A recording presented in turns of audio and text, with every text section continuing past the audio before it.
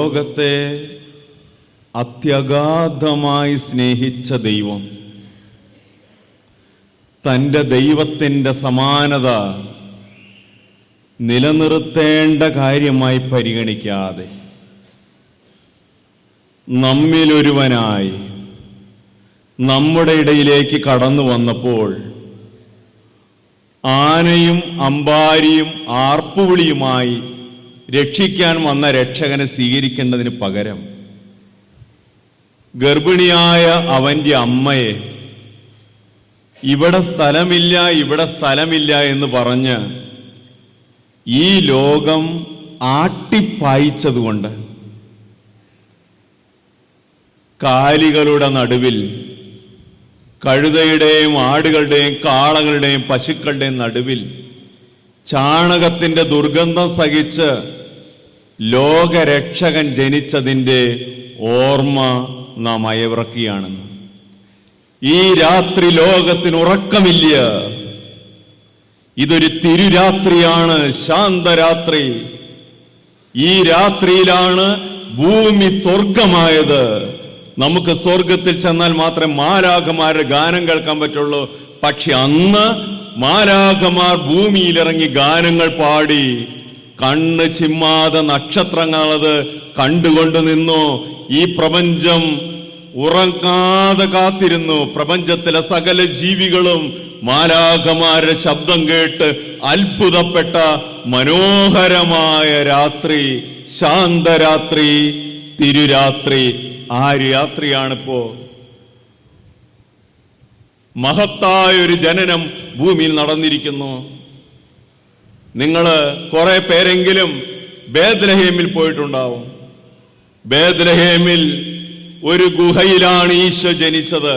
നാം ഇന്ന് കാണുന്നത് പോലുള്ള ഒരു പുൽത്തൊഴുത്തോ അതുപോലെ ആയിരുന്നില്ല. അത് പാറ തുരന്നുണ്ടാക്കിയ ഒരു ഇടുങ്ങിയ ഗുഹയിൽ യേശു ജനിച്ചു. ഇടുങ്ങിയ ഗുഹ. ഇന്ന് ബേത്ലഹേമിൽ ചെന്നാൽ ആ പള്ളി തന്നെ ഇരിക്കുന്നത് വലിയ കോട്ടയുടെ ഉള്ളിലാണ്. അതിൻ്റെ മുമ്പിൽ തന്നെ ഒരു ഇടുങ്ങിയ ഗുഹയാണ്. ശത്രുക്കൾ കയറാതിരിക്കാൻ അങ്ങനെ ഉണ്ടാക്കിയാണ് ആ കോട്ട. കോൺസ്റ്റന്റൈൻ ചക്രവർത്തിയുടെ അമ്മ ഹെലേന ഉണ്ടാക്കിയ വലിയ കോട്ടയാണ്. ആ കോട്ടയുടെ ഉള്ളിലാണ് ഈ പള്ളി, ക്രിബ്. പക്ഷെ അതിനുശേഷം നാം ആ പള്ളിയിലേക്ക് കടന്നു കഴിയുമ്പോൾ സൈഡിലുള്ള വാതിലൂടെ ഒരാൾക്ക് മാത്രം കഷ്ടി കടക്കാവുന്ന രീതിയിൽ ഒരു ഇടുങ്ങിയ വാതിലുണ്ട്. ആ വാതിലൂടെ തല താഴ്ത്തി നാം അകത്തേക്ക് കടക്കണം. എന്തിനാണ് അങ്ങനെ ഒരു ഗുഹയ്ക്കകത്ത് യേശു ജനിച്ചത്? മഹാനായ ഫുൾട്ടൻ ജെ ഷീൻ, അമേരിക്ക കണ്ട ഏറ്റവും വലിയ സുവിശേഷ പ്രസംഗകനായ മെത്രാൻ ഫുൾട്ടൻ ജെ ഷീൻ എഴുതിയ മനോഹരമായ ഒരു ഗ്രന്ഥമുണ്ട്, ലൈഫ് ഓഫ് ക്രൈസ്റ്റ്. ആ പുസ്തകത്തിൽ ഇങ്ങനെ ഒരു എക്സ്പ്ലനേഷൻ അതിന് കൊടുത്തിട്ടുണ്ട്. അത് ഞാൻ നിങ്ങളോട് പറയാണ്. ഉണ്ണീശോ ഒരു ഗുഹയ്ക്കകത്ത് ജനിച്ചു. കാരണം in order to see Jesus you have to stoop. Stooping is a mark of humbleness. Only the humble and the simple can see Jesus. മലയാളത്തിലേക്ക് പറഞ്ഞാൽ in order to see Jesus you have to stoop. യേശുവിനെ കാണാൻ നിങ്ങൾ കുനിഞ്ഞു കിടക്കണം, തല കുനിക്കണം, കുനിഞ്ഞു കിടക്കണം. Stooping is a mark of humbleness. അത് എളിമയുടെ അടയാളമാണ്. Only the humble and the simple can see Jesus. എളിമയുള്ളവനും ലളിത മനസ്കനുമേ ദൈവത്തെ കാണാൻ പറ്റൂ. അഹങ്കാരി പള്ളിക്ക് പുറത്ത് അവന് വിശ്വാസം ഉണ്ടാവുകയില്ല. നമ്മുടെ ബുദ്ധിയുടെ അഹന്ത പോകുന്നിടത്ത് നമുക്ക് കൂദാശയോട് പുച്ഛം തോന്നും, കുർബാനയോട് പുച്ഛം തോന്നും, കുമ്പസാരിക്കാൻ മടി തോന്നും, പള്ളി നമുക്ക് അന്യമാവും. ആത്മീയ അഹന്ത നാം നമ്മുടെ ബുദ്ധിയിൽ അഹങ്കരിക്കുന്ന മനുഷ്യർക്ക് ദൈവം അപ്രാപ്യനാവും. അതുകൊണ്ടാണ് 3 കൂട്ടരെയാണ് ദൈവം തന്റെ ജനനം അറിയിച്ചത്. 3 കൂട്ടരെ. അതിൽ 2 കൂട്ടർ യേശുവിനെ കണ്ടു, 1 കൂട്ടർ കണ്ടില്ല. ആരായിരുന്നു ആ 3 കൂട്ടര്? നമ്മളൊക്കെ ഈ ദിവസം കേൾക്കുന്നതാണ്. ആട്ടിടയര്. അവർ വിവരമില്ലാത്തവരായിരുന്നു, വിദ്യാഭ്യാസമില്ലാത്തവരായിരുന്നു, പാണ്ഡിത്യമില്ലായിരുന്നു. അവർക്കറിയാമായിരുന്നു ഞങ്ങൾക്കൊന്നും അറിയില്ല, ഞങ്ങൾക്കൊന്നും അറിയില്ല എന്ന് ചിന്തിച്ച ആ പാവങ്ങൾക്ക് എളിമയുണ്ടായി. അവര് തലകുനിച്ച് യേശുവിനെ കണ്ടു. പിന്നെ നാം കാണുന്നത് പൂജാ രാജാക്കന്മാരാണ്.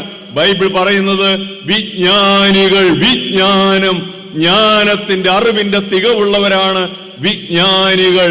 വിജ്ഞാനികളായ എല്ലാ മനുഷ്യർക്കും ഒരു അറിവുണ്ട്. ഞങ്ങൾക്കെല്ലാം അറിയില്ല. അവന് എളിമയുണ്ട്. വിജ്ഞാനികളായ രാജാക്കന്മാർക്ക് എളിമയുണ്ട്. അവരും യേശുവിനെ കണ്ടു. എന്നാൽ വേറൊരു വിഭാഗത്തെ പറ്റി ബൈബിൾ പറയുന്നുണ്ട്. അതാണ് ഹെറോദേസിന്റെ കൊട്ടാരത്തിലെ പണ്ഡിതർ. വലിയ ലൈബ്രറിയൊക്കെ അരിച്ച് പരിശോധിച്ചു, പുരാതന ഗ്രന്ഥങ്ങളൊക്കെ അവർ പഠിച്ചു. എന്നിട്ട് കൃത്യമായിട്ട് അവർ പറഞ്ഞു, പൂജാ രാജാക്കന്മാർക്ക്, ജ്ഞാനികൾക്ക് അവർ വഴി കാണിച്ചു കൊടുത്ത്, ഇന്ന സ്ഥലത്ത് ഈ വീട്ടിൽ കിടക്കുന്നവൻ ആ കുഞ്ഞ് ഇസ്രായേലിന്റെ രാജാവായിരിക്കും, അങ്ങോട്ട് പോയിക്കൊള്ളുക എന്ന് പറഞ്ഞു വിട്ട ആ വിജ്ഞാനികൾ, പക്ഷെ അവർ യേശുവിനെ കാണാൻ പോയതായി ബൈബിൾ ഒരു സ്ഥലത്തും പറയുന്നില്ല. ബുദ്ധിയിൽ അഹങ്കരിക്കുന്നവന് ദൈവത്തെ നഷ്ടപ്പെടും. വലിയ ലൈബ്രറികളിലും ഹെറോദേസിന്റെ കൊട്ടാരത്തിലും രമിക്കുന്നവന് ദൈവത്തെ കാണാൻ പറ്റുകയില്ല. അതുകൊണ്ടാണ് ഇന്ന് നാം പ്രാർത്ഥിക്കേണ്ടത്, വിജ്ഞാനികളുടെ ജ്ഞാനവും പാവപ്പെട്ട ആട്ടിടയുടെ എളിമയും തരണമേ. ഈ കിടക്കുന്ന ശിശു ദൈവമാണെന്ന് അംഗീകരിക്കാൻ ഓരോ ദിവസവും ഞങ്ങളുടെ അൾത്താരിൽ വരുന്ന ബലഹീനമായ അപ്പം ദൈവമാണെന്ന് അംഗീകരിക്കാൻ ബുദ്ധി തരണമേ, ജ്ഞാനം തരണമേ എന്ന് നാം പ്രാർത്ഥിക്കണം. അതാണ് സ്നേഹമുള്ളവരെ, ഒറ്റ ആശയോടെ ക്രിസ്മസിന്റെ അന്ന് നാം മറക്കാതെ സൂക്ഷിക്കേണ്ടതുണ്ട്. അതെന്താണെന്നറിയാവോ? ഈ യേശു മനുഷ്യാവതാരം ചെയ്ത ത്യാഗത്തിന്റെ ആഴം മനസ്സിലാകും. ഒരു സെന്റൻസ് ഞാൻ വിശദീകരിക്കണം, ഒറ്റ സെന്റൻസ് നാം മറക്കാതെ സൂക്ഷിച്ചാ നല്ലത്.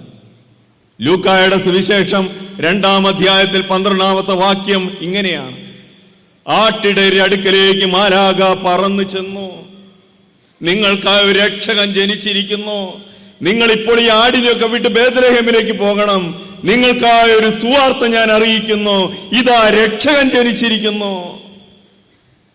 ആ പാവങ്ങള് ദാവീദിന്റെ പട്ടണത്തിലേക്ക് പോവാൻ അവരേതോ പാറയുടെ ഇടുക്കിലും മലകളിലും മേഞ്ഞുകൊണ്ടിരുന്ന ആ പാവാട്ടിടയര് ഇത്രയും വലിയൊരു പട്ടണത്തിലേക്ക്, ദാവീദിന്റെ പട്ടണമായ ബേത്ലഹേമിലേക്ക് പോകണം എന്ന് പറഞ്ഞപ്പോൾ മാലാഖയോട് ഒരു ചോദ്യമുണ്ട്. അവര് ചോദിച്ചേ, മാലാഖേ, ഞങ്ങൾ അവിടെ ചെന്ന് കഴിയുമ്പോൾ, പട്ടണത്തിൽ ചെന്ന് കഴിയുമ്പോൾ 100 കണക്കിന് കുഞ്ഞുങ്ങൾ ഉണ്ടാവും, അതിൽ ഈ ദൈവത്തിന്റെ പുത്രൻ ആരാന്ന് ഞങ്ങൾ എങ്ങനെ തിരിച്ചറിയും? ഈ കിടക്കുന്ന 1000കണക്കിന് കുഞ്ഞുങ്ങൾ ബേത്ലഹേമിൽ ജനിച്ചിട്ടില്ലേ? അതിലാരാണ് ദൈവത്തിന്റെ പുത്രൻ? ഞങ്ങൾ എങ്ങനെ തിരിച്ചറിയും? ഉടനെ മാലാഖ അവർക്കൊരടയാളം പറഞ്ഞു കൊടുത്തു. അതാ നാം മറക്കരുതാത്തത്. ആ വാക്ക് ഇങ്ങനെയാണ്: കീറത്തുണിയിൽ ചുറ്റപ്പെട്ട ഒരു ശിശുവിനെ നിങ്ങൾ കാണും. Wrapped in swaddling clothes. ആ സ്വാഡ്ലിംഗ് ക്ലോത്ത്സ് എന്ന വാക്യം പിള്ളക്കച്ചയിൽ ചുറ്റപ്പെട്ട, ആ പിള്ളക്കച്ചയുടെ ഗ്രീക്ക് വാക്ക് സ്പാഗനോൻ എന്നാണ്. സ്പാഗനോൻ എന്ന് പറഞ്ഞിട്ടുണ്ടെങ്കിൽ ദരിദ്രരായ മനുഷ്യർ വലിയ ലിനൻ തുണി കീറി അത് ചിറ്റി കൊച്ചിനെ ഉറക്കുന്ന പരിപാടിയാണത്. സ്പാഗനോൻ, കീറത്തുണി. ഇതാണ് മാലാഖ പറഞ്ഞു കൊടുത്ത അടയാളം. ആ പറഞ്ഞതിന്റെ അർത്ഥം എന്താണ്? മാലാഖയുടെ അടയാളം, മാലാഖ ആട്ടിടയരോട് പറയുകയായിരുന്നേ, ബേത്ലഹേമിൽ 1000കണക്കിന് കുഞ്ഞുങ്ങൾ ഉണ്ടാവാം, ജനിച്ചിട്ടുണ്ടാവാം, പക്ഷേ പുതയ്ക്കാൻ ഒരു പുതപ്പില്ലാതെ കീറത്തുണിയിൽ കിടക്കേണ്ട ഗതികേട് ഒരു കുട്ടിക്കേ ഉള്ളൂ. അതായിരിക്കും ദൈവം.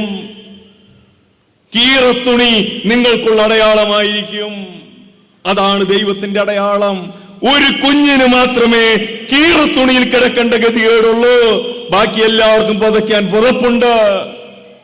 അടയാളം കൊടുത്തു. അവ പാവപ്പെട്ട ആട്ടിടയര് കീറത്തുണി അന്വേഷിച്ച് നടന്നു. ഏത് കുഞ്ഞിനെയാണ് കീറത്തുണിയിൽ ചുറ്റപ്പെട്ട് കിടക്കുന്നത്? ഇമ്മാനുവേൽ, ദൈവം നമ്മോടുകൂടെ. അതാണ് കാൽവരിയിലെ ബലി. നമ്മുടെ കർത്താവിൻ്റെ ബലി ആരംഭിക്കുന്നത് ബേത്ലഹേമിലാണ്. ബേത്ലഹേമിൽ ആരംഭിച്ച ബലി മനുഷ്യ സ്നേഹത്തിന് വേണ്ടി ദൈവം ഏറ്റെടുത്ത കുരിശ്, കുരിശിൽ തറയ്ക്കപ്പെട്ട, മഞ്ഞിൽ തളയ്ക്കപ്പെട്ട ഉണ്ണിയുടെ രൂപം. ആ നിഷ്കളങ്ക ശിശു മനുഷ്യന്റെ ആത്മാവിന്, എന്റെയും നിങ്ങളുടെ ആത്മാവിന് എന്ത് വിലയുണ്ടെന്ന് നമ്മെ പഠിപ്പിക്കുന്നു. അതുകൊണ്ട് ദൈവം നമ്മുടെ ആത്മാവിനെ തേടുന്നു. എല്ലാം സ്വർഗം വെടിഞ്ഞ് ദൈവം ഭൂമിയിലേക്ക് ഇറങ്ങി. അവൻ കുരിശോളം തന്നെ താഴ്ത്തി മനുഷ്യരക്ഷയ്ക്ക് വേണ്ടി നമ്മുടെ ആത്മാവിൻ്റെ വില എന്ത് ഭയങ്കരമാണെന്ന് ദൈവം മനുഷ്യാവതാരത്തിലൂടെ നമ്മെ പഠിപ്പിക്കുന്നു. ഈ വിശുദ്ധ കുർബാനയിൽ ദൈവമേ, ഞങ്ങളുടെ ആത്മാവിൻ്റെ വില എന്തെന്ന് ഞങ്ങൾക്ക് ബോധ്യപ്പെടുത്തി തരണമേ.